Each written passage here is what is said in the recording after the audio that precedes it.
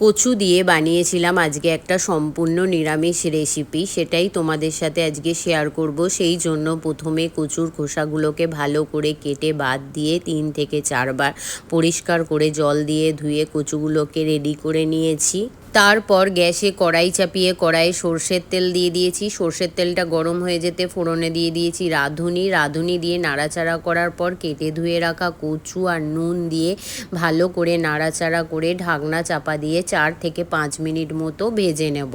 কচুটা ভাজা হতে হতে ততক্ষণে আমি একটা মশলা তৈরি করে নেবো। সেই জন্য আমি এখানে একটা টমেটো আর 4টে শুকনো লঙ্কা নিয়ে নিয়েছি, এটার পেস্ট তৈরি করে নেবো। কচুগুলো ভালো মতো ভাজা হয়ে গেছে, 60% মতো সেদ্ধ হয়ে গেছে। এই রকম অবস্থায় টমেটো আর শুকনো লঙ্কার পেস্ট আর মশলার বাটি ধোয়া জল দিয়ে দেবো, আর কিছু গুঁড়ো মশলা দেবো, হলুদের গুঁড়ো, লঙ্কার গুঁড়ো, জিরের গুঁড়ো আর ধনের গুঁড়ো। সমস্ত উপকরণ ভালো করে মিশিয়ে নিয়ে আরও 3 মিনিট মতো মশলাটা কষিয়ে নেবো। কচু রান্না করার সময় একটা জিনিস মাথায় রাখতে হবে, সব সময় কচুর খোসাটা যেন ভালোভাবে বাদ দেওয়া হয় আর যেন পরিষ্কার করে জল দিয়ে ধোয়া হয়। তার কারণ হচ্ছে কচু মাটির নিচে হয় আর প্রচণ্ড কাদাবালি ধুলো লেগে থাকে।